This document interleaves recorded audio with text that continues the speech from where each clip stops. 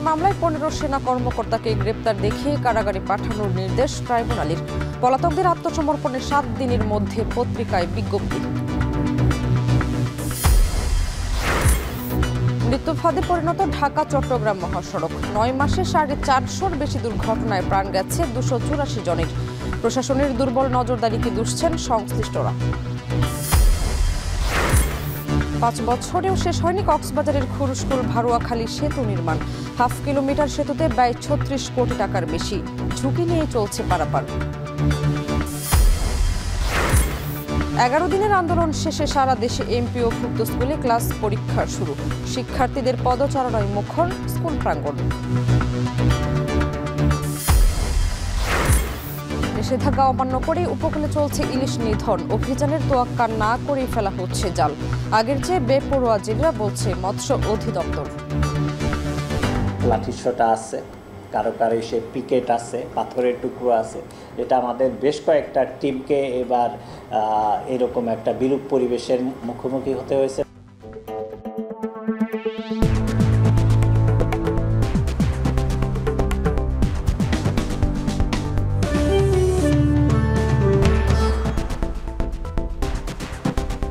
স্বাগত এখন জনপদে। পুরো আয়োজনে আপনাদের সঙ্গে আছি আমি শামিমা শাম্মী। অবশেষে গুমের 2 মামলা সহ মানবতা বিরোধী 3 মামলায় 15 সেনা কর্মকর্তাকে গ্রেপ্তার দেখিয়ে কারাগারে পাঠানোর নির্দেশ দিলেন আন্তর্জাতিক অপরাধ ট্রাইব্যুনাল। একই সঙ্গে পরোয়ানাভুক্ত পলাতক আসামিদের 7 দিনের মধ্যে আত্মসমর্পণে পত্রিকায় বিজ্ঞপ্তি দেওয়ার নির্দেশও দেন আদালত। এর আগে বুধবার সকালে কড়া নিরাপত্তায় শীতাতপ নিয়ন্ত্রিত প্রিজন ভ্যানে করে ট্রাইব্যুনালে হাজির করা হয় সেনা হেফাজতে থাকা ওই 15 কর্মকর্তাকে। এ সময় হাজিরাকে কেন্দ্র করে হাইকোর্ট এলাকায় নেওয়া হয় কড়া নিরাপত্তা ব্যবস্থা। বিস্তারিত প্রতিবেদনে। শীতাতপ নিয়ন্ত্রিত প্রিজন ভ্যানে করে বুধবার সকালে আন্তর্জাতিক অপরাধ ট্রাইব্যুনালে হাজির করা হয় সেনা হেফাজতে থাকা 15 সেনা সদস্যকে। গেল 11 অক্টোবর তাদের বিরুদ্ধে গ্রেপ্তারি পরোয়ানা জারির পর তাদেরকে হেফাজতে নেয় সেনাবাহিনী। কড়া নিরাপত্তায় ভোরবেলায় আদালত শুরুর আগেই আসামিদের প্রিজন ভ্যানটি হাইকোর্টে পৌঁছালেও সকাল 8:30টায় তাদের হাজির করা হয় ট্রাইব্যুনাল 1-এ। এ সময় প্রসিকিউশন 13 জনের বিরুদ্ধে 2টি গুমের মামলা এবং 2 জনের বিরুদ্ধে জুলাই আন্দোলনে রামপুরায় হত্যা মামলায় আসামি হিসেবে তুলে ধরেন। শুনানির পর প্রসিকিউশন জানায় আসামিদের গ্রেপ্তার দেখিয়ে কারাগারে পাঠানোর নির্দেশ দিয়েছে আদালত। তাদেরকে গ্রেপ্তার দেখিয়ে কারাগারে প্রেরণের নির্দেশ দেওয়া হয়েছে এবং পরবর্তী তারিখ 20 নভেম্বর ধার্য করা হয়েছে এবং এই মামলায় শেখ হাসিনা সহ জেনারেল তারিক সিদ্দিকী সহ যে সমস্ত আসামি পলাতক আছেন তাদের বিরুদ্ধে পত্রিকায় বিজ্ঞপ্তি দিয়ে হাজির হওয়ার জন্য নির্দেশ দেওয়া হয়েছে। আগামী 1 সপ্তাহের মধ্যে এই পত্রিকায় বিজ্ঞপ্তি দিয়ে তাদের হাজির হওয়ার জন্য বলা হয়েছে। তাদেরকে কাস্টডিতে প্রেরণের নির্দেশ দেওয়া হয়েছে। কাস্টডিতে প্রেরণ মানে হচ্ছে কারা কর্তৃপক্ষের অধীনে তারা চলে যাবেন। কারা কর্তৃপক্ষ তাদেরকে কোথায় রাখবেন, অর্থাৎ কোন জেলে রাখবেন, কোন সাব জেলে রাখবেন, ঢাকায় রাখবেন না চট্টগ্রামে পাঠাবেন না অন্য কোথাও রাখবেন, এটা অ্যাবসোলিউট অথরিটি কারা কর্তৃপক্ষের অর্থাৎ সরকারের। আদালতের কাজ হচ্ছে তাদেরকে কাস্টডিতে পাঠিয়ে দেওয়া। কাস্টডিটা মেনটেন করেন রাষ্ট্র বা স্বরাষ্ট্র মন্ত্রণালয় অথবা মোর স্পেসিফিক্যালি কারা অধিদপ্তর। সুতরাং কারা কর্তৃপক্ষ তাদেরকে কোন কারাগারে রাখবেন সেটা তারাই নির্ধারণ করবে। আগামী 5 ও 20 নভেম্বর এই 3 মামলার পরবর্তী তারিখ ধার্য করা হয়েছে। এদিকে আসামি পক্ষের দাবি অভিযুক্ত সেনা সদস্যরা স্বেচ্ছায় আত্মসমর্পণ করেছেন। এ সময় তাদের সাব জেলে রাখা হবে বলে জানান তিনি। তারা আইনের প্রতি শ্রদ্ধাশীল হয়ে আজকে এই আদালতে তারা আত্মসমর্পণ করেছে। তারা সবাই আশা করে তারা এই আদালতের মাধ্যমে ন্যায় বিচার পাবে।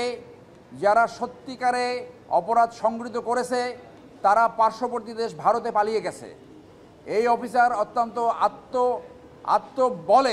বলিয়ান এবং তারা নির্দোষ এবং তারা কোর্টের মাধ্যমে ভবিষ্যতে নির্দোষ প্রমাণিত হবে বলে আমরা আশা করি। আসামিরা কাস্টডিতে নয় বরং সেনা আইন অনুযায়ী আর্মির অ্যাটাচমেন্টে ছিল। আগামী শুনানিতে তাদের জামিন আবেদন করা হবে বলে জানান আইনজীবী। এদিকে 3 মামলায় শেখ হাসিনা সহ পরোয়ানাভুক্ত পলাতক আসামিদের আত্মসমর্পণ করতে আগামী 7 দিনের মধ্যে সংবাদপত্রে বিজ্ঞপ্তি প্রকাশের নির্দেশ দিয়েছেন ট্রাইব্যুনাল। হোসেন জাহিদ, এখন, ঢাকা। মানসম্মত হেলমেট ও নিরাপদ গতি কমবে জীবন ও সম্পদের ক্ষতি। এই প্রতিপাদ্যে সারা দেশে অনুষ্ঠিত হচ্ছে জাতীয় নিরাপদ সড়ক দিবস 2025। দিবসটি উপলক্ষে সকালে চট্টগ্রামের লালখান বাজার থেকে বিআরটি এর আয়োজনে শুরু হয় বর্ণাঢ্য র্যালি। এ সময় র্যালিতে অংশ নেয় বিভাগীয় কমিশনার, জেলা প্রশাসক, বিআরটি এর পরিচালক, স্কুল কলেজের শিক্ষার্থী ও যানবাহনের চালক সহ বিভিন্ন শ্রেণী পেশার মানুষ। পরে চালকদের নিয়ে চলে সচেতনতামূলক সভা। এছাড়া সার্কিট হাউসে আলোচনার শেষে সড়ক দুর্ঘটনায় হতাহত 9 পরিবারকে 39 লাখ টাকা প্রদান করে বিআরটিএ। এ সময় বক্তারা বলেন, দেশে শিক্ষিত প্রজন্ম চালকের পেশায় না আসায় দক্ষ চালকের অভাব তৈরি হচ্ছে, ফলে প্রতি বছর বাড়ছে দুর্ঘটনার পরিমাণ।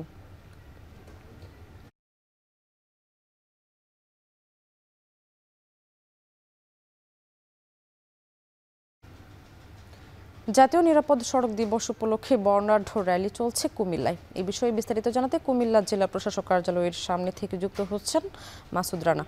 মাসুদ, সড়ক দিবস ঘিরে র্যালি ছাড়া আর কি ধরনের আয়োজন রয়েছে?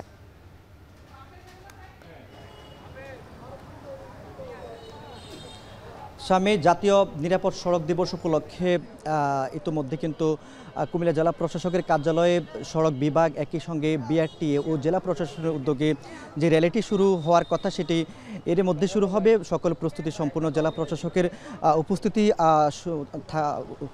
উপস্থিত হলে এরপরে কিন্তু র্যালিটি শুরু হবে। সবাই অপেক্ষা করছেন। এই যে র্যালির পরেই হবে আলোচনা সভা এবং নিরাপদ সড়কের বিষয়ে সেমিনার, যেখানে উপস্থিত রয়েছেন কুমিল্লার বিভিন্ন সামাজিক সংগঠন এবং বিভিন্ন সড়ক নিরাপত্তার বিষয়ে যারা কাজ করেন, বিশেষ করে নিরাপদ চালক এবং নিরাপদ সড়ক চাই আন্দোলনের নেতৃবৃন্দ আছেন। একই সঙ্গে রোভার স্কাউটের সদস্যরা রয়েছেন। এছাড়াও রয়েছেন বাস মালিক সমিতি থেকে শুরু করে নানান পরিবহনের যারা নেতৃবৃন্দ আছেন, তারা রয়েছেন, বিভিন্ন কমিটির নেতৃবৃন্দ রয়েছেন। আমরা তাদের সঙ্গে কথা বলেছি। তারা বলছেন যে মানসম্মত হেলমেট এবং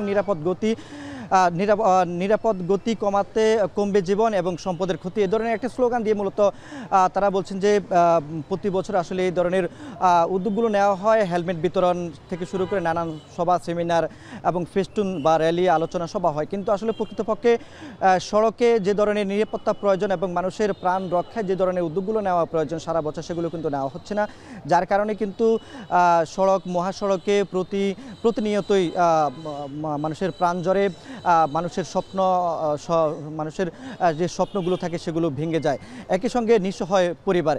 তো তারা বলছেন যে এবারের যে 2025-এর যে নিরাপদ সড়ক দিবসের যে স্লোগান, সেই স্লোগানকে ধারণ করে তারা বলছেন যে আগামী দিনে যেন সড়কটা নিরাপদ হয় সেজন্য তারা কাঁধে কাঁধ মিলিয়ে কাজ করবেন।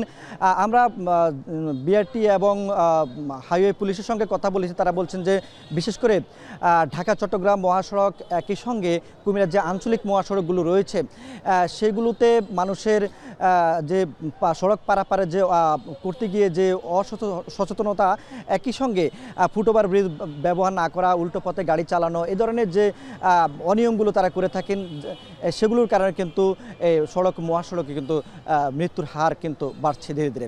তো সামনে ছিল কুমিল্লা থেকে। সড়ক দিবস উপলক্ষে কুমিল্লায় চলছে বর্ণাঢ্য র্যালি, সে খবর জানাচ্ছিলেন মাসুদ আলম। সড়ক মহাসড়কে ঘুরছে চাকা, যে চাকা সচল রাখে দেশের অর্থনীতি ও যোগাযোগের প্রাণ প্রবাহ, অথচ সেই চাকাই কেড়ে নিচ্ছে অগণিত প্রাণ। প্রতিদিন পিচ ঢালা রাস্তায় ঝরছে রক্ত, নিভে যাচ্ছে স্বপ্ন ভরা জীবন। গেল 9 মাসে শুধুমাত্র ঢাকা চট্টগ্রাম মহাসড়কেই 465 দুর্ঘটনায় প্রাণ গেছে 284 জনের, আর আহত হয়েছে 509 জন। 84টি অপরিকল্পিত ইউটার্ন বেশিরভাগই পরিণত হয়েছে মৃত্যু ফাঁদে। অসাবধানতা, ফুটওভার ব্রিজ ব্যবহারে অনীহা, ট্রাফিক আইন অমান্য, ফিটনেসবিহীন যানবাহন, উল্টো পথে চলাচল আর প্রশাসনের দুর্বল নজরদারি যার মূল কারণ। মাসুদ আলমের প্রতিবেদন, ক্যামেরায় ছিলেন ফুরকান আহমেদ। গেল 22 আগস্ট কুমিল্লার পদুয়ার বাজার বিশ্ব রোডের ইউটার্নে কন্টেনারের নিচে চাপা পড়ে নিহত হয় এক পরিবারের 4 জন, যাতে নিঃস্ব হয় পরিবার। দুর্ঘটনার পর চালক আটক হলেও স্বজনদের আকুতি আর কোনো পরিবারে যেন এমন কালো ছায়া নেমে না আসে। ভাই হারাইছি, বাতিজা হারাইছি, বাবি হারাইছি, সবাই তো হারাইলাম। পুরা ফ্যামিলিটাই শেষ, পুরা ফ্যামিলিটা শেষ হয়ে গেছে। এইভাবে জানি ভবিষ্যতে জানি এইভাবে আর কোনো কেউ ছেলে না হারাক, কেউ ভাই না হারাক। যে দুর্ঘটনাগুলো ঘটছে অহরহ আমরাও তো যদিও সমাজসেবক, কিন্তু পরিবহনটা তো আমাদের হাতে না। এই নিরাপত্তাটা যেন সরকার একটু কড়াকড়িভাবে নেয়, এটা আমার একটা জোর দাবি। আলোচিত এই দুর্ঘটনা ছাড়াও হাইওয়ে পুলিশ কুমিল্লা রিজিয়নের তথ্যমতে গেল ৯ মাসে শুধুমাত্র ঢাকা চট্টগ্রাম মহাসড়কেই 465টি দুর্ঘটনা ঘটেছে, যাতে প্রাণ গেছে 284 জনের, আহত হয়েছেন 509 জন, আর পঙ্গুত্ব বরণ করেছেন বহু চালক ও যাত্রী। আর পুরো রিজিয়নে 842 দুর্ঘটনায় প্রাণ হারিয়েছেন 525 জন। দেশের অর্থনীতির লাইফলাইন ঢাকা চট্টগ্রাম মহাসড়কে প্রতিদিন হাজারো ট্রাক, কাভার্ড ভ্যান, লরি ছুটে চলে বন্দর থেকে রাজধানীতে। 2 লেন থেকে 15 বছর আগে মহাসড়কটি 4 লেনে উন্নীত হলেও বাড়েনি নিরাপত্তা। কয়েকগুণ বেড়েছে যানবাহনের চাপ, যাতে প্রতিনিয়ত বাড়ছে যানজট ও দুর্ঘটনা। কুমিল্লার 104 কিলোমিটার অংশে রয়েছে 84টি ইউটার্ন। সড়ক বিভাগের অপরিকল্পিত এসব ইউটার্নের বেশিরভাগ এখন পরিণত হয়েছে মৃত্যুফাঁদে, যার জন্য দায়ী করা হচ্ছে উল্টো পথে যান ও নিষিদ্ধ 3 হুইলারের দৌরাত্ম্যকে। এদিকে নিরাপদে সড়ক পারাপারের জন্য 55টি ফুটওভার ব্রিজ থাকলেও বেশিরভাগই ব্যবহারহীন। সড়কের বিভিন্ন অংশ দিয়েই প্রতিদিন পারাপার হচ্ছেন চলাচলকারীরা। এছাড়া যানবাহনের বেপরোয়া গতি, নিদ্রা চোখে গাড়ি চালানো, ফিটনেসবিহীন পরিবহন ও সংশ্লিষ্ট প্রশাসনের দুর্বল নজরদারিতে অনিরাপদ হয়ে উঠছে সড়ক। সরকারের যে নির্দেশনা আছে বা ফুটওভারগুলো দিয়েছে, এগুলো যদি আমরা যাতায়াত করতাম তাহলে দুর্ঘটনা হতো না। আমার তো ওভারব্রিজে উঠতে কষ্ট হয়, এই জন্য উঠতে পারতেছি না। তো দুর্ঘটনা যদি মারা যান তাহলে দায় দিব কাকে? আল্লাহ রাতে। নিরাপদ সড়কের জন্য সরকার পর্যাপ্ত ব্যবস্থা গ্রহণ করছে, এখন করার পরে জনসচেতনতার অভাব। এখানে উল্টা অটো, সিএনজি হইতে আরম্ভ করে সব গাড়ি উল্টা পাল্টা যায়। আমরা তো পেটে দেয় পুলিশের ভয়ে মানে ফাঁকে ফাঁকে চালাই আর কি। এই উঠান ঘুরতে হলে মনে করেন মিনিমাম 2 কিলোমিটার ঘুরে লাগবে। বেশিরভাগ গাড়ি, শুধু আমি না, বেশিরভাগ গাড়ি মনে করেন সিএনজি, অটো রিক্সা সবাই দিক দিয়ে রং সাইডে ঢুকে যায়। আমরা প্রতিনিয়ত এখানে মানুষের প্রাণ যাচ্ছে, প্রতিনিয়ত এখানে কেউ না কেউ দুর্ঘটনার শিকার হচ্ছে। এই দুর্ঘটনা থেকে বাঁচানোর জন্য সরকার পরিকল্পনা গ্রহণ করেছে, একটা ইউলুপ করবে এবং 3টা আন্ডারপাস করবে। নানাবিধ প্রশাসনিক এবং আমলাতান্ত্রিক জটিলতার কারণে ইউলুপের কাজগুলো আর হচ্ছে না এবং আন্ডারপাসের কাজও থেমে গেছে। হাইওয়ে পুলিশ বলছে অসচেতনতা, উল্টো পথে গাড়ি চলাচল, 3 চাকার যান এবং ত্রুটিপূর্ণ সড়ক ব্যবস্থাপনাই দুর্ঘটনার মূল কারণ। আইন প্রয়োগ করেও অনিয়ম ঠেকানো যাচ্ছে না বলছেন তারা। পার্টিকুলার একটা দিবস নিরাপদ হবে ঠিক আছে, বাট আমরা চাই প্রত্যেকটা মিনিট, প্রত্যেকটা সেকেন্ড নিরাপদ থাক। সড়ক অবকাঠামো সড়ক দুর্ঘটনার অনেকগুলো কারণের মধ্যে একটি কারণ, অবশ্যই এটা অন্যতম কারণ। তো আমরা আরও যে 10-12টা কারণে সড়ক দুর্ঘটনা ঘটে থাকে, আমাদের প্রত্যেকটা জায়গাকে অ্যাড্রেস করতে হবে। রোডস অ্যান্ড হাইওয়ে তাদের অবকাঠামোগত যেই চেঞ্জ সেগুলো করার জন্য, যেমন গত সপ্তাহে মিটিং ছিল, ওইখানেও আলোচনা হয়েছে, তারা সাধ্যমতো তারা চেষ্টা করে যাচ্ছে। বিআরটিএ বলছে সড়ক নিরাপত্তা বাড়াতে প্রতিনিয়ত মোবাইল কোর্ট পরিচালনা করা হচ্ছে। এছাড়া গেল 1 বছরে 567 মামলার পাশাপাশি আদায় করা হয়েছে 1,35 লাখ টাকা জরিমানা। মোবাইল কোর্ট তো প্রতিনিয়ত প্রতি মাসে মোবাইল কোর্ট হয় আমাদের, এবং ফিটনেসবিহীন গাড়ির বিরুদ্ধে মোবাইল কোর্ট হয়। রেভিনিউ আদায়ের পাশাপাশি যে আমরা কার্যক্রম গ্রহণ করছি, যে প্রশিক্ষিত চালক তৈরি করার ক্ষেত্রে আমরা নবায়নের সময় যে একটা পুরো দিন প্রশিক্ষণ দিয়ে থাকি তাদের, এই প্রশিক্ষণটা দিয়ে কিন্তু যারা যারা প্রশিক্ষণ গ্রহণ করছে আমার মনে হয় তারা মোটিভেশন হচ্ছে। প্রত্যেকটি স্কুলে সড়ক নিরাপত্তার জন্য মাদ্রাসা, স্কুল, প্রত্যেকটা জেলায় 5টি করে স্কুল নির্ধারণ করা হয়েছে, যে প্রত্যেক স্কুলে আমরা যাব, যে সড়ক নিরাপত্তার বিষয়টি তুলে ধরব। প্রতি বছর 22 অক্টোবর আসে সড়ক নিরাপত্তা দিবস, কিন্তু প্রতিশ্রুতির কুয়াশায় হারিয়ে যায় এর বাস্তব প্রভাব। কতটুকু দায় নিচ্ছে সড়ক বিভাগ, বিআরটিএ ও হাইওয়ে পুলিশ?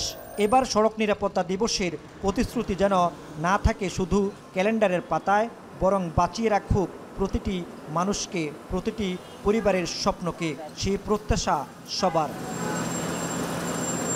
মাসুদ আলম, এখন, কুমিল্লা।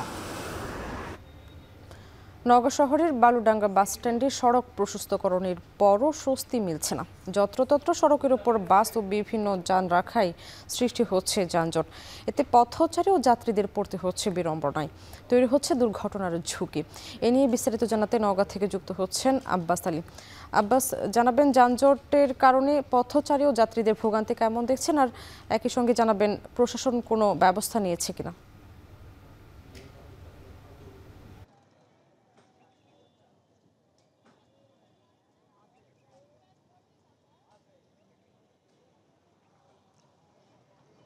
সামনেই আমি যে জায়গাটিতে দাঁড়িয়ে রয়েছি এটি নওগাঁ শহরের বালুডাঙ্গা বাস স্ট্যান্ডের মাতাজি মোড় নামে পরিচিত। আপনাকে জানিয়ে রাখি যে গত প্রায় 1.5 বছর আগে এই বালুডাঙ্গা বাস স্ট্যান্ড থেকে প্রায় 1 কিলোমিটার পর্যন্ত, অর্থাৎ বালুডাঙ্গা বাস স্ট্যান্ড থেকে বাইপাস এবং বালুডাঙ্গা বাস স্ট্যান্ড থেকে বরুণকান্দি মোড় পর্যন্ত প্রায় 4 লেন সড়কে উন্নীতকরণ করা হয়েছিল। অর্থাৎ সে সময় এই সড়কটি প্রশস্ত কম ছিল, সরু ছিল, যার কারণে অনেকটাই ভিড় লেগেই থাকতে বলা যায়। কিন্তু এই রাস্তা প্রশস্তকরণ হওয়ার পরও দেখা যাচ্ছে যে আগের অবস্থানে রয়েছে। অর্থাৎ এই বিভিন্ন ধরনের এখানে যে বাস রয়েছে, মালিক সমিতির বাস রয়েছে, বিভিন্ন যে যানবাহন, ছোট ছোট যানবাহন, ব্যাটারি চালিত অটোরিকশা এবং ঠিকাদার প্রতিষ্ঠানে যেসব রাস্তার কাজে ব্যবহার করা হয় সেসব সরঞ্জাম এখানে রয়েছে এবং বাসের যে ওয়ার্কশপগুলো রয়েছে সেই বাসগুলো এখানে এই রাস্তার উপর সারিবদ্ধভাবে রাখা হয়েছে, যার কারণে বলা যায় যে রাস্তা প্রশস্তকরণ হওয়ার পরও আসলে রাস্তার সুবিধা এখানকার যারা এলাকাবাসী বা পথচারী রয়েছে তারা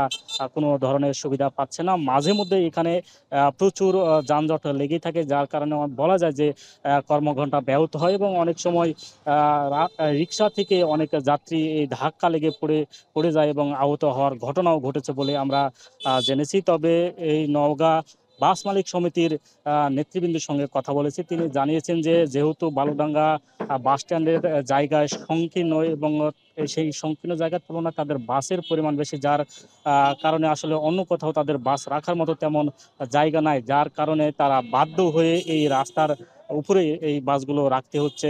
তারা বিষয়টি স্বীকারও করেছেন যে বাস রাখার মতো তাদের অন্য কোথাও জায়গা নাই। যদি এই বাস রাখার মতো তাদের কোথাও জায়গা দেয়া হতো প্রশাসনের পক্ষ থেকে তাহলে তাদের অনেকটাই সুবিধা হতো। এছাড়া আমি কথা বলেছি সড়ক জনপদের প্রকৌশলীর সঙ্গে, তিনি জানিয়েছেন যে এই বাস রাখার কারণে এখানে বাসের যে মবেলগুলো রয়েছে, মবেল পড়ে সড়ক নষ্ট হচ্ছে, তারা প্রশাসনিক পক্ষ থেকে কোনো ব্যবস্থা তাদের আসলে নাই বলে জানিয়েছেন এবং জেলা প্রশাসকের পক্ষ থেকে বলা হয়েছে যে তারা একটা উদ্যোগ নেবেন। তো এই ছিল আমার কাছে এখানকার এই যানজট এবং সড়কের উপর বাস রাখার বিষয় নিয়ে সবশেষ।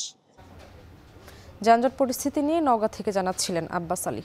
5 বছর পেরিয়ে গেলেও শেষ হয়নি কক্সবাজারের খুরুশকুল ভারুয়াখালী সেতু। হাফ কিলোমিটার সেতু নির্মাণে ব্যয় হয়েছে 36 কোটি 28 লাখ টাকা। তারপরেও স্বস্তি ফেরেনি চলাচলকারীদের মাঝে। সেতুটি হলে মাত্র 9 কিলোমিটার পথে পৌঁছানো যাবে শহরে, অথচ বর্তমানে ঘুরতে হচ্ছে 36 কিলোমিটার। ফলে প্রতিদিনই ছোট খেয়া নৌকায় জীবনের ঝুঁকি নিয়ে পারাপার হচ্ছেন স্থানীয়রা। মোহাম্মদ রাসেলের ক্যামেরায় মনতোষ বেদজ্ঞের প্রতিবেদন। কক্সবাজার সদর উপজেলার ভারুয়াখালী ও খুরুশকুল ইউনিয়নকে আলাদা করেছে জোয়ারি খাল। খালের ওপর সেতু না থাকায় ছোট খেয়া নৌকায় যাতায়াতের একমাত্র ভরসা, অথচ শহর থেকে মাত্র 9 কিলোমিটার দূরের এই পথ ঘুরে যেতে হয় 36 কিলোমিটার। তাই এখানকার মানুষের দীর্ঘদিনের স্বপ্ন একটি সেতু। 2017 সালে একনেকে অনুমোদন পায় 392 মিটার দীর্ঘ ভারুয়াখালী খুরুশকুল সেতু প্রকল্প। 2 দফা দরপত্র আহ্বানের পর 2021 সালের জানুয়ারিতে নির্মাণ কাজ শুরু করে তমা কনস্ট্রাকশন ও MA জাহের লিমিটেড। চুক্তি অনুযায়ী 36 কোটি 28 লাখ টাকায় 2023 সালের জানুয়ারিতে কাজ শেষ হওয়ার কথা ছিল। তবে 2 দফা সময় বাড়িয়েও কাজের অগ্রগতি আশানুরূপ নয়। আমি আসতে চাই, আমাদের প্রায় 2-3 ঘন্টা সময় লেগে যাচ্ছে, 2-3টা গাড়ি চেঞ্জ করতে হচ্ছে। অথচ এই ব্রিজটা হয়ে গেলে আমাদের সাথে প্রায় 17 কিলোমিটার রাস্তা কমে যাবে। যথাযথ কর্তৃপক্ষের কাছে দাবি করব আমাদের এই সেতুটা যেন খুব দ্রুত সময়ের মধ্যে বাস্তবায়ন হয়। এখন বর্ষা হলে তো একদম যাওয়া যায় না, আর ফানিস্ট্রা থেকে যাওয়ার জন্য প্রায় সময় অ্যাক্সিডেন্ট হয়ে যায়, মানুষ কোনো নিরাপত্তা নাই। খুরুশকুল আর ভারুয়াখালী মানুষের মধ্যে আত্মীয়তার সম্পর্ক বলেন, ব্যবসা বাণিজ্যের সম্পর্ক বলেন, সব কিছু কানে আছে। এলজিইডি বলছে সেতুর 13টি স্প্যানের মধ্যে 8টি স্থাপন সম্পন্ন হয়েছে, তবে মূল খালের উপর এখনও কাজ শুরু হয়নি। কাজের ধীরগতিতে হতাশ স্থানীয় জনপ্রতিনিধিরাও। সারাটা দিন মানে এক বছরকে বছর 3-4 জন লোক দিয়ে কাজ করে, এত বড় একটা ব্রিজে 5-6 জন লোক দিয়ে কাজ করা এটা কি সম্ভব? কোনোদিন ওনাকে সাবসিস্টি করে দ্রুত কাজ করার জন্য তাদের তাগিদ দেওয়া হোক, অন্যথায় তাকে বাতিল করে নতুনভাবে কি টেন্ডার দিয়ে কাজটা যত দ্রুত হয়, সুন্দরভাবে হয়, এটাই হলো আমার প্রত্যাশা। প্রকল্প এলাকায় গিয়ে দেখা যায় সেতুর একাংশে কাজ করছে মাত্র 4 জন শ্রমিক। নির্মাণের ধীরগতির বিষয়ে জানতে চাইলে ঠিকাদার প্রতিষ্ঠানের প্রতিনিধি ক্যামেরার সামনে কথা বলতে রাজি হননি। হচ্ছে আসলে 7 বছর ধরে এটা বন্ধ করেন আগে।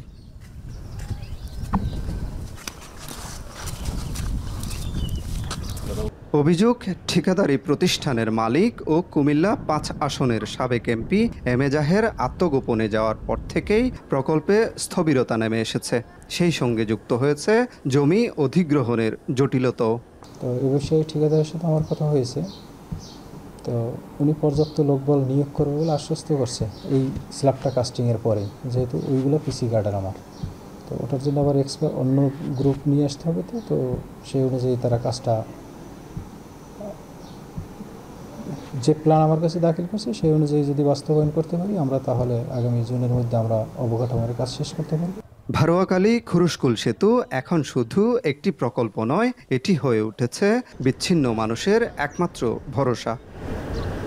দ্রুত নির্মাণ কাজ শেষ করার মধ্য দিয়ে দীর্ঘদিনের অপেক্ষা ও ভোগান্তির অবসান হোক, এমনই প্রত্যাশা এই জনপদের মানুষের। মনতোষ-বেদজ্ঞ, এখন কক্সবাজার। 11 দিনের আন্দোলন শেষে সারা দেশে এমপিওভুক্ত স্কুলগুলোতে শুরু হয়েছে ক্লাস পরীক্ষা। এতে শিক্ষার্থীদের পদচারণায় মুখর হয়ে উঠেছে স্কুল প্রাঙ্গণ।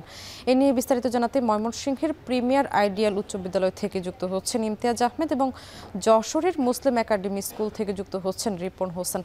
শুরুতেই যাব ইমতিয়াজের কাছে। ইমতিয়াজ, 11 দিন পর শিক্ষকরা ক্লাসে ফিরেছেন, স্কুলে শিক্ষার্থীদের উপস্থিতি কেমন দেখছেন? সামনে প্রায় 11 দিন পর যারা শিক্ষার্থী রয়েছেন তারা ক্লাসে ফিরেছেন। অনেক সহপাঠীর সঙ্গে দেখা হচ্ছে, প্রিয় শিক্ষকের ক্লাস করছেন খুব ভোর থেকে। যেগুলো মর্নিং শিফটের স্কুল ছিল, আমরা সকাল থেকে যেহেতু রয়েছি বিভিন্ন শিক্ষা প্রতিষ্ঠানে ঘুরছি, খুব ভোর থেকে শিক্ষার্থীরা এসেছেন, বিভিন্ন 2 শিফটের ক্লাস করছেন এবং শিক্ষার্থীরা বলছেন যে অনেকদিন পর তারা একটা সুন্দর একটা সকাল আজকে পেল তারা।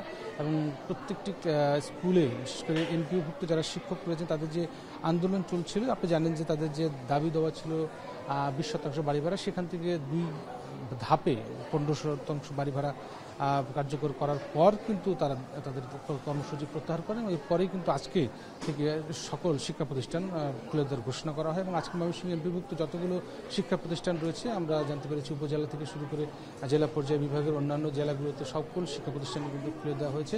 এবং প্রথম দিনেই আমরা বিভিন্ন শিক্ষা প্রতিষ্ঠান ঘুরছি এবং জানাচ্ছিলাম সেই খবর, এবং আমরা দেখতে পাচ্ছি যে শিক্ষার্থীরা যথাসময়ে ক্লাসে এসেছেন এবং ক্লাসে যে শিক্ষক রয়েছেন তিনি ক্লাস নিচ্ছেন এবং শিক্ষার্থীরা বলছেন যে এই যে তাদের 10-11 দিনে তাদের শিক্ষায় এবং পাঠদানে কার্যক্রমে কিন্তু আসলে বেশ একটা ক্ষতি হয়েছে এবং এই যার কারণে কিন্তু তারা যেটা বলছেন যে তাদের আরেকটু বেশি পড়তে হবে, তাদের পড়ার চাপটা একটু বাড়বে এবং শিক্ষকরা যেটা বলছেন যে এই ক্ষতি পুষিয়ে নিতে তারা আসলে প্রত্যেকটি শিক্ষা প্রতিষ্ঠানে আমরা জানতে পেরেছি যাদের প্রধান শিক্ষকরা যেটা আমাদেরকে জানিয়েছেন তারা একটু বাড়তি ক্লাস নেওয়া বা ক্লাসের সময় বেশি বাড়ানোর চিন্তাটা তারা করছেন এবং সেই সাথে শিক্ষকরা যেটা বলছেন যে তারা তাদের যেহেতু দাবিটা মেনে নেওয়া হয়েছে সরকারকে তারা ধন্যবাদ জানিয়েছেন। পাশাপাশি এখন আসলে তারা যেহেতু শিক্ষার্থীদের নিয়ে আবার ক্লাসে ফিরে আসতে পেরেছেন এবং যেহেতু সামনে বার্ষিক পরীক্ষা এবং ক্লাস পরীক্ষাগুলো যেগুলো আটকে রয়েছে সেগুলো দ্রুত সময়ের মধ্যে কীভাবে শেষ করা যায় এবং বার্ষিক পরীক্ষার যে প্রস্তুতি সেগুলো তারা নিচ্ছেন এবং যত দ্রুত সম্ভব যে সিলেবাসগুলো যেগুলো রয়েছে সেগুলো শেষ করার দিকে তারা এখন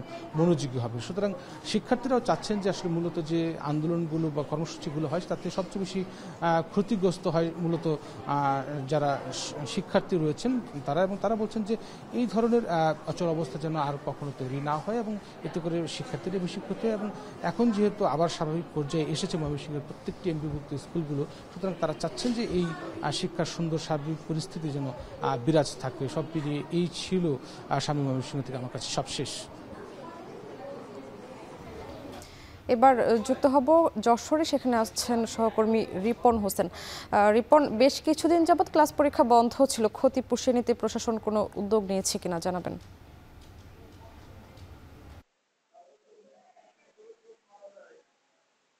টানা 11 দিন আন্দোলনের পর শিক্ষার্থীরা ক্লাসে এসেছেন, শিক্ষকরাও তাদের ক্লাস নিচ্ছেন। আমরা দেখছি যে উৎসবমুখর পরিবেশে যে শিক্ষকরা রয়েছেন তারা ক্লাস নিচ্ছেন এবং যে শিক্ষার্থীরা রয়েছে তারা মনোযোগ সহকারে শুনছেন। যারা শিক্ষার্থী রয়েছেন তারা বলছেন যে দীর্ঘদিন পর, প্রায় 11 দিন পর তারা ক্লাসে এসেছেন এবং ক্লাস করতে পেরে তারা খুশি। যারা শিক্ষক রয়েছেন তারা বলছেন যে তাদের যে 3 দফার যে দাবি ছিল সে দাবি কিছুটা হলেও সরকার পূরণ করেছে। পূরণ করার ফলে তারা ক্লাসে এসেছেন এবং তারা ক্লাস নিচ্ছেন। যে শিক্ষার্থীদের যে ক্ষতি হয়েছে, সেই 11 দিনের যে ক্ষতি হয়েছে সেই ক্ষতি পুষিয়ে নেওয়ার জন্য শনিবারেও ক্লাস নেবেন এবং তাদের যদি কোনো সমস্যা থাকে, যারা শিক্ষার্থী রয়েছে তারা শিক্ষকদের সাথে কাছে আসলে তারা অতিরিক্ত সময় ব্যয় করে তাদের বুঝিয়ে দেওয়ার কথাও কিন্তু বলছেন। আমরা দেখেছি যে যে স্কুলগুলো রয়েছে যশোরের, সেই স্কুলগুলোতে প্রতিটি স্কুলেই শিক্ষার্থীরা সকাল থেকেই ভিড় করেছেন এবং সকাল অনেক জায়গা রয়েছে 10টা থেকে 3 দফা দাবি ছিল তাদের, যে বাড়ি ভাড়া বৃদ্ধি 20%, সেখানে সরকার ইতিমধ্যে 15% বাড়ানোর প্রজ্ঞাপন জারি করেছে এবং ইতিমধ্যে 7.5% দিয়েছেন এবং সামনে অর্থ বছরে 7.5%, এই 15% দিবেন। অন্যান্য যে সুযোগ সুবিধা রয়েছে সেগুলো আস্তে আস্তে পর্যায়ক্রমে বাড়ানোর কথা ঘোষণা হয়, কিন্তু শিক্ষকরা তাদের কর্মস্থলে ফিরেছেন এবং তারা আবার ক্লাস নিচ্ছেন, এমনকি কিন্তু যারা শিক্ষকরা রয়েছেন তারা জানিয়েছেন। আমি শিক্ষক নেতাদের সাথে কথা বলছি, তারা জানিয়েছেন যে এই অবস্থায় আসলে তারা ঘুরে দাঁড়িয়েছেন, এমনকি কিন্তু শিক্ষকরা রয়েছেন তারা জানিয়েছেন। আমি শিক্ষক নেতাদের সাথে কথা বলেছি, তারা জানিয়েছেন যে এই অবস্থায় আসলে তারা ঘুরে দাঁড়িয়েছেন, আবার নতুন উদ্যমে তারা ক্লাস নিচ্ছেন, এই অবস্থা রয়েছে। তো সব মিলে এই ছিল এখান থেকে আমার কাছে সর্বশেষ। সামনে 11 দিনের আন্দোলন শেষে সারা দেশে এমপিওভুক্ত স্কুলগুলোতে শুরু হচ্ছে ক্লাস পরীক্ষা। সে খবর জানাচ্ছিলেন ইমতিয়াজ আহমেদ ও রিপন হোসেন। নিষেধাজ্ঞা চলাকালীন বরিশাল সহ গোটা উপকূলীয় এলাকার নদ নদীতে জাল ফেলে দেদারসে মাছ শিকার করছেন অনেক জেলে। আইনশৃঙ্খলা রক্ষা বাহিনী ও মৎস্য অধিদপ্তরকে ফাঁকি দিয়ে ধরা হচ্ছে ইলিশ। নিষিদ্ধ সময়ে মাছ শিকারী জেলেরা এবার যে কোনো সময়ের চেয়ে মারমুখী বলে জানান মৎস্য অধিদপ্তরের কর্মকর্তারা। তবে যে কোনো মূল্যে প্রজনন মৌসুম সফল করার কথা জানিয়েছে আইনশৃঙ্খলা বাহিনী। মাহমুদ নবীর তোলা ছবিতে ফিরদাউস সোহাগের প্রতিবেদন। কীর্তনখোলা, আড়িয়ালখা, মেঘনা, তেঁতুলিয়া, পদ্মা, সুগন্ধা, পায়রা কিংবা বলেশ্বর নদী, সব জায়গায় মিলবে প্রায় একই চিত্র। ছোট ছোট নৌকায় শক্তিশালী ইঞ্জিন লাগিয়ে নিষেধাজ্ঞার সময়ও মাছ ধরছেন জেলেরা। ইলিশের প্রধান প্রজনন মৌসুম সফল করতে খুব একটা কাজে আসছে না নৌবাহিনী, কোস্টগার্ড, নৌপুলিশ এবং মৎস্য অধিদপ্তর সহ প্রশাসনের তৎপরতা। নদী আর সাগরে প্রতিদিনই অভিযান চলাকালীন প্রশাসনের উপস্থিতি টের পেলে পালিয়ে যান জেলেরা। অনেক সময় ধাওয়া করে আটক করা হয় জাল ও মাছ, এমনকি কিছু ক্ষেত্রে ঘটে পাল্টা হামলার ঘটনা। মৎস্য অধিদপ্তর ও আইনশৃঙ্খলা বাহিনীর কর্মকর্তারা বলছেন, চলতি মৌসুমে জেলেরা অসহযোগিতা ও মারমুখী আচরণ করছেন। টুকটাক লাঠিসোঁটা আছে, কারো কারো এসে পিকেট আছে, পাথরের টুকরো আছে, যেটা আমাদের বেশ কয়েকটা টিমকে এবার এরকম একটা বিরূপ পরিবেশের মুখোমুখি হতে হয়েছে এবং বেশ কয়েকজন আহত হয়েছে। এদের যে আচরণ দেখা গিয়েছে এটা খুব অ্যালার্মিং। তো সেই হিসেবে যাদের ধরা হয়েছে জিজ্ঞাসাবাদ চলছে। গতবারের মধ্যে আমরা শক্ত অবস্থান থেকেই জনগণকে সাথে নিয়ে যারা একটু ঝামেলা করতে চায় তাদেরকে কিছু বুঝিয়ে না কিছু আইনের মধ্যে ফেলে আমরা অভিযান সফল করব। মাইলিশের প্রজনন নির্বিঘ্নের বিষয়টি অনেকটাই নির্ভর করে জেলেদের ব্যবহৃত জালের উপর। চরঘেরা, বেহুন্দি সহ বিভিন্ন জালের কারণে ব্যাহত হয় প্রজনন, যার ব্যবহার বন্ধে মৎস্য অধিদপ্তরের পাশাপাশি কাজ করছে নৌবাহিনীও। নদীর চারপাশে যারা বসবাস করে তারাই সরাসরি প্রত্যক্ষ পরোক্ষভাবে জড়িত। তাদের মধ্যে এই সেন্সটা ডেভেলপ করতে হবে, তাদের আরও দায়িত্বশীল আচরণ করতে হবে, তবেই না তারাও সরাসরি সুফল পাবে, পক্ষান্তরে গ্রস লেভেলে রাষ্ট্রীয়ভাবে আমরা এর একটা ভালো সুফল পাবো। বাংলাদেশ নৌবাহিনীর সদস্য হিসেবে স্থানীয় জনপ্রশাসনকে এবং মৎস্য অধিদপ্তরকে সর্বাত্মক সহযোগিতা প্রদানের মাধ্যমে মাইলিক সংরক্ষণ অভিযান 2025 সাফল্যমণ্ডিত করার ব্যাপারে দৃঢ় প্রতিজ্ঞ। অক্টোবর নভেম্বর মাসে ইলিশের প্রধান প্রজনন মৌসুম। এ সময়ে ভরা পূর্ণিমা এবং অমাবস্যার সময় ঝাঁকে ঝাঁকে মা ইলিশ ডিম পাড়ার জন্য সাগর থেকে উপকূলীয় এলাকাসহ বিভিন্ন নদ নদীর মিঠা পানিতে আসে। বিশ্বের 11টি ইলিশ উৎপাদনকারী দেশের মধ্যে বাংলাদেশের অবস্থান সর্বপ্রথমে। 2023-24 অর্থ বছরে দেশে ইলিশের উৎপাদন হয়েছিল 5.29 লক্ষ মেট্রিক টন, যা দেশের মোট মৎস্য উৎপাদনের শতকরা 11%। জিডিপিতে ইলিশের অবদান শতকরা প্রায় 1%। ইলিশের উৎপাদন ধরে রাখতে অথবা উৎপাদন বাড়াতে হলে প্রজনন মৌসুম সফল করা জরুরি বলে মনে করছেন বিশেষজ্ঞরা। ফেরদাউস সোহাগ, এখন, বরিশাল। চট্টগ্রাম বন্দরের এনসিটি টার্মিনাল বিদেশিদের হাতে তুলে দেওয়ার চেষ্টার প্রতিবাদে আগ্রাবাদ মোড়ে বিক্ষোভ করছেন চট্টগ্রাম বন্দরের শ্রমিক কর্মচারী ঐক্য পরিষদ। সমাবেশে অংশ নিয়েছেন বিভিন্ন কারখানার কয়েকশো শ্রমিক। এ নিয়ে বিস্তারিত জানাতে যুক্ত হচ্ছেন হোসাইন জিয়াদ। জিয়াদ, বিক্ষোভ সমাবেশে যোগ দিয়ে কি দাবি জানাচ্ছেন শ্রমিকরা?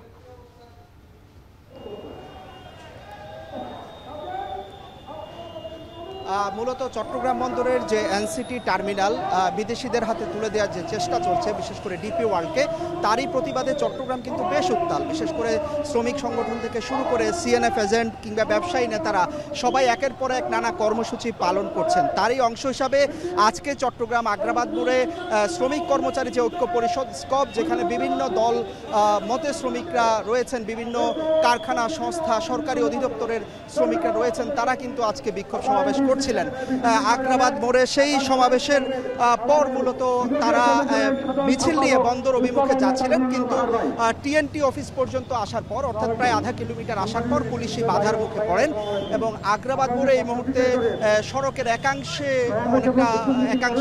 থেকে তারা এই সমাবেশে এই মুহূর্তে করছেন, কারণ এখানে এসে তারা পুলিশের বাধার মুখে পড়েছেন এবং বেশ কিছুটা হাতাহাতির পর তারা সড়ক ছেড়ে দিয়ে এখন সড়কের পাশে যে আইল্যান্ড, সেই আইল্যান্ডে অবস্থান নিয়েছেন এবং সড়কে উপরে পুলিশ অবস্থান নিয়ে যান চলাচল কিছুক্ষণ আগে তারা স্বাভাবিক করেছেন। তো সার্বিক যে দাবিটি আসলে শ্রমিক নেতারা করছিলেন, তারা বলছেন যে চট্টগ্রাম বন্দর কোনোভাবেই বিদেশিদের হাতে তুলে দেওয়া যাবে না, এটি দেশের নিরাপত্তার বিষয়। তাছাড়া চট্টগ্রাম বন্দর একই সাথে লাভজনক একটি প্রতিষ্ঠানও দেশের, সেই সাথে ট্যারিফ বৃদ্ধি সহ বন্দরে বিভিন্ন মাসুল বৃদ্ধি করা হয়েছে। এতে সাধারণ মানুষ, বিশেষ করে আয় উপার্জন বেড়ে যাবে, কারণ বন্দরেই দেশের সব পণ্য আমদানি হয়।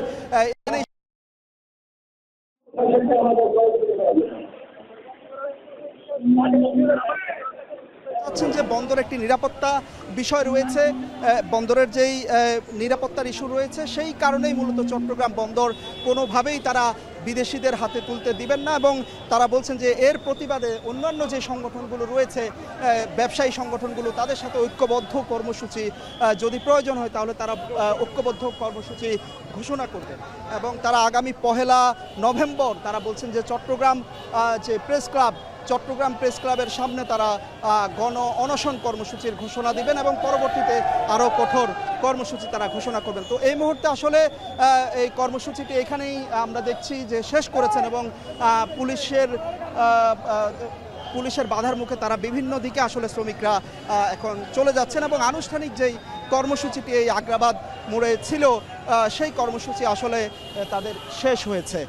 তো বলা যায় যে কিছুটা উত্তাপ ছড়িয়েছিল এই কর্মসূচিকে ঘিরে। চট্টগ্রামের যে আগ্রাবাদ মোড়, গুরুত্বপূর্ণ মোড়, সেটি কিছুক্ষণের জন্য বন্ধ ছিল তাদের মিছিলের কারণে, তবে শেষ পর্যন্ত তাদের যে বন্দর অভিমুখে যাওয়ার কথা ছিল সেটি আর হয়ে ওঠেনি। সামনে চট্টগ্রাম বন্দরে বিক্ষোভ কর্মসূচি পালন করছেন শ্রমিক কর্মচারীরা, সে খবর জানাচ্ছিলেন হোসাইন জিয়াদ। পটুয়াখালীতে কমছে না ডেঙ্গু আক্রান্তের সংখ্যা। মঙ্গলবার দুপুর 12টা থেকে গেল 24 ঘন্টায় নতুন করে ডেঙ্গু আক্রান্ত হয়েছেন আরও 26 জন, আর মৃত্যু হয়েছে একজনের। তৈরি হয়েছে কিট সংকট। এ নিয়ে বিস্তারিত জানাতে পটুয়াখালী মেডিকেল কলেজ হাসপাতাল থেকে যুক্ত হচ্ছেন জসিম পারভেজ। জসিম, জানাবেন ডেঙ্গু নিয়ন্ত্রণে কোনো পদক্ষেপ নেওয়া হয়েছে কিনা, আর কিট সংকট নিয়ে কর্তৃপক্ষ কি বলছে?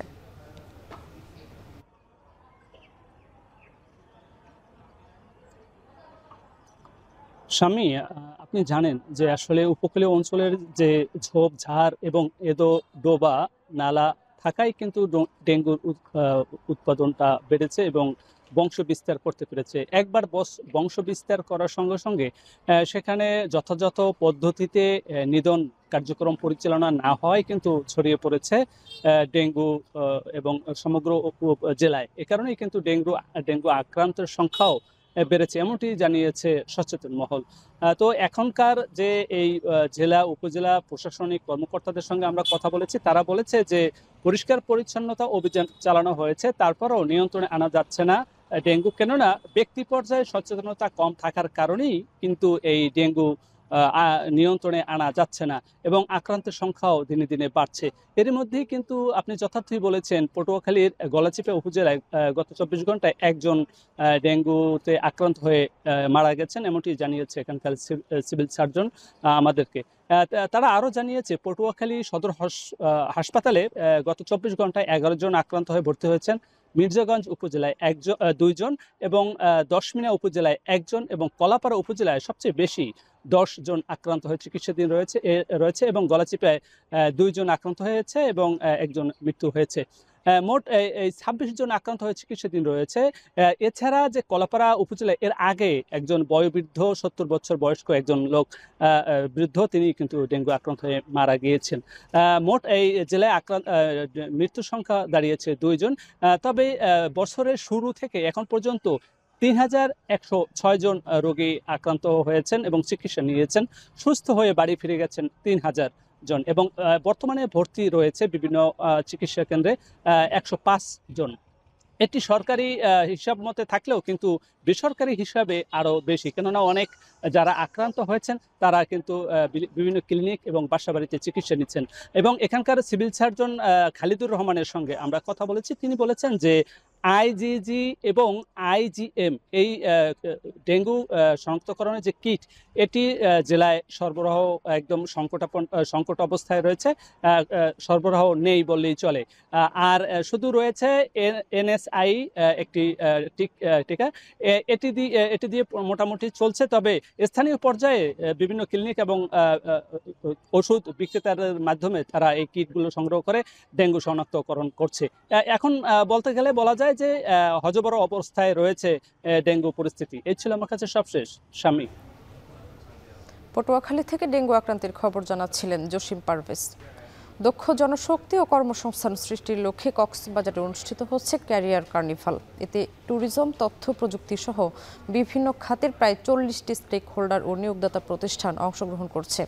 এ নিয়ে বিস্তারিত জানাতে যুক্ত হচ্ছেন মনতোষ বেদজ্ঞ। মনতোষ, ক্যারিয়ার কার্নিভাল থেকে কি পরিমাণ কর্মসংস্থান হতে পারে, সংশ্লিষ্টরা কি বলছেন?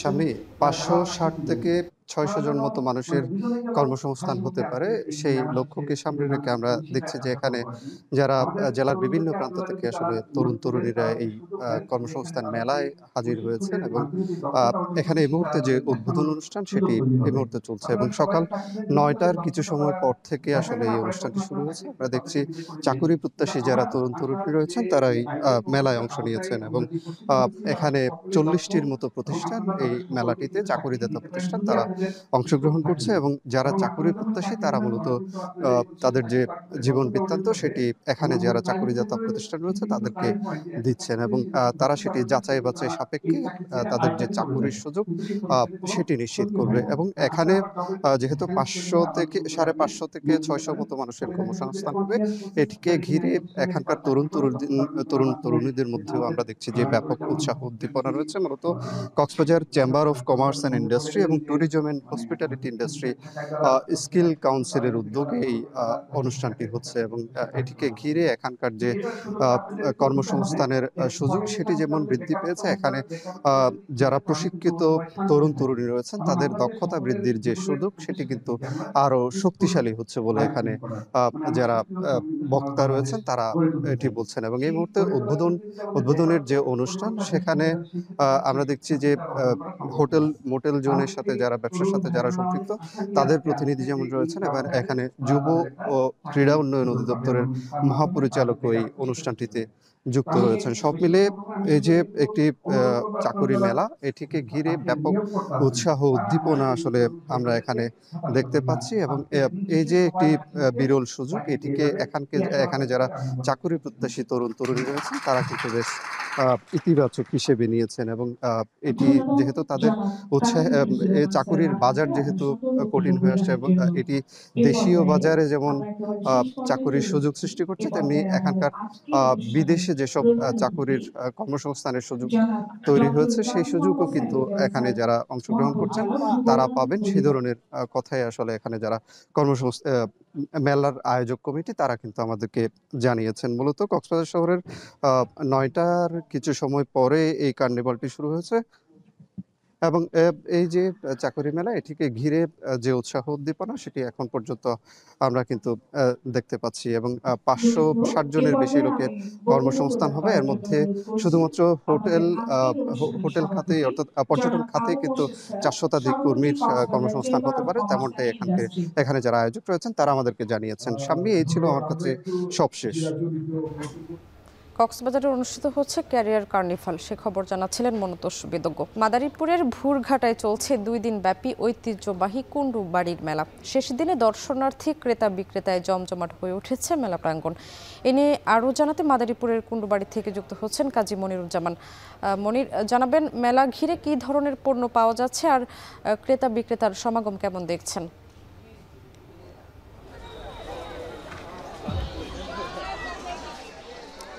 হ্যাঁ স্বামী, যদি ক্রেতা বিক্রেতার সমাগমের কথা বলি, এই মুহূর্তে কিন্তু ক্রেতা বিক্রেতার দর্শনার্থীদের সমাগমে কিন্তু মেলা বেশ জমে উঠেছে। হাজার হাজার দর্শনার্থী ক্রেতা কিন্তু এই মুহূর্তে মেলায় ঘুরছেন। তারা বিভিন্ন পণ্যের স্টলগুলো রয়েছে সেই স্টলগুলো কিন্তু ঘুরছেন এবং কেনাকাটাও জমে উঠেছে, এমনটাই কিন্তু আমরা দেখছি। এই মেলায় আপনি যেটা জানতে চেয়েছিলেন যে আসলে মূলত কাঠের আসবাবপত্র, কাঠের তৈরি যে আসবাবপত্র, সেই আসবাবপত্রের জন্যই কিন্তু বিশেষ করে বিখ্যাত এবং বাংলাদেশের বিভিন্ন অঞ্চল থেকে, আমরা বলতে পারি চট্টগ্রাম, ঢাকা, খুলনা, রাজশাহী থেকেও এখানে কিন্তু এই মেলার যারা দোকান তারা কিন্তু নিয়ে এসেছেন এবং তারা স্টল বসিয়েছেন। এবং এছাড়াও কিন্তু আমরা কসমেটিক্সের দোকান লক্ষ্য করছি, শিশুদের জন্য যে বিভিন্ন খেলনার দোকান, সেই খেলনার দোকানও রয়েছে। আর গৃহস্থালির পণ্য সামগ্রীর জন্য আমরা লক্ষ্য করেছি যে সব ধরনের পণ্যই রয়েছে, হস্তশিল্প রয়েছে, বাঁশ বেতের শিল্প রয়েছে, আমরা মৃৎশিল্পও কিন্তু এখানে লক্ষ্য করছি এবং সেগুলোও কিন্তু কেনাকাটা বেশ জমে উঠেছে। আর খাবার দাবার, মজাদার খাবার দাবারের দোকান তো রয়েছে এবং সেখানেও কিন্তু সকাল থেকে দেখছি যে ভিড় জমে রয়েছে এবং যারা দর্শনার্থী আসছেন তারা কিন্তু বেশ আনন্দের সাথেই এই মেলা উপভোগ করছেন। আমরা দেখছি শিশু, কিশোর থেকে মধ্যবয়সী থেকে একেবারে বয়স্ক মানুষও কিন্তু এই মেলায় আসছেন, তারা উপভোগ করছেন। শিশুদের জন্য কিন্তু বিভিন্ন রাইডস রয়েছে, আমরা দেখছি যে নাগরদোলা সহ বিভিন্ন রাইডসে শিশুরা তাদের অভিভাবকের সাথে এসে তারা সেগুলো উপভোগ করছেন। সব মিলে মেলার যে আনুষ্ঠানিকতা সেগুলো চলছে, পাশাপাশি আইনশৃঙ্খলা বাহিনীর সদস্যরাও কিন্তু বেশ দায়িত্ব পালন করে যাচ্ছেন। আমরা আয়োজকদের কাছে জানতে পেরেছি যে এটা প্রায় 200 থেকে 250 বছর আগ থেকে এই কুণ্ডুবাড়ির মেলা মূলত কালী পূজাকে কেন্দ্র করেই প্রতি বছর মাদারীপুরের কালকিনিতে এই ঢাকা বরিশাল সড়কের পাশে যে ভুরঘাটা রয়েছে, ভুরঘাটা এলাকা হয়ে থাকে এবং এই মেলা কিন্তু এবারও সরকার 2 দিনের জন্য এই মেলার আয়োজনের যে শর্ত সাপেক্ষে অনুমতি দিয়েছে এবং সেই 2 দিনের আজ শেষ দিন এবং যার কারণে কিন্তু মেলা বেশ জমে উঠেছে। এখানকার বিক্রেতারা যেমনটা বলছেন যে এর আগে এই মেলা 7 দিন ব্যাপী ছিল, সেই সময়ের বিবেচনায় তারা এসেছেন। তবে এবছর কেনাবেচা ভালো, তবে মেলার পরিধি যদি আরও বাড়ানো যায়, সময় ব্যাপ্তি বাড়ানো যায়, তাহলে মেলায় তারা আরও লাভবান হতেন। তো মেলা বেশ জমে উঠেছে। এরপরে বিকেল এবং রাত অবধি অর্থাৎ সকাল থেকে 11টা পর্যন্ত এই মেলা বেশ জমজমাট থাকবে, এমনটাই কিন্তু ক্রেতা বিক্রেতা এবং আয়োজকরা আমাদেরকে জানিয়েছে।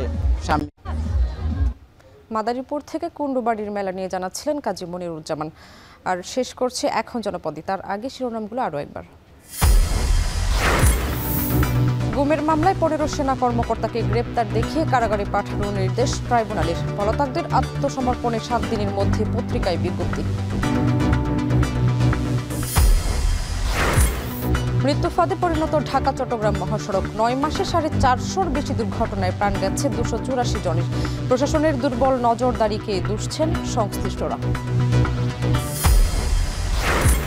5 বছরেও শেষ হয়নি কক্সবাজারের খুরুশকুল ভারুয়াখালী সেতু নির্মাণ। হাফ কিলোমিটার সেতুতে ব্যয় 36 কোটি টাকার বেশি। ঝুঁকি নিয়ে চলছে পারাপার।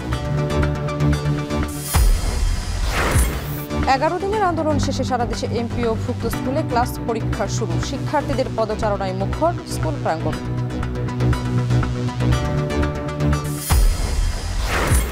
এবং নিষেধাজ্ঞা অমান্য করেই উপকূলে চলছে ইলিশ নিধন। অভিযানের তোয়াক্কা না করেই ফেলা হচ্ছে জাল। আগের চেয়ে বেপরোয়া জেলেরা বলছে মৎস্য অধিদপ্তর। লাঠিসোঁটা আছে, কারো কারো সে পিকেট আছে, পাথরের টুকরো আছে। এটা আমাদের বেশ কয়েকটা টিমকে এবার এরকম একটা বিরূপ পরিবেশের মুখোমুখি হতে হয়েছে। এই ছিল এখন জনপদে। এতক্ষণ সাথে থাকার জন্য ধন্যবাদ।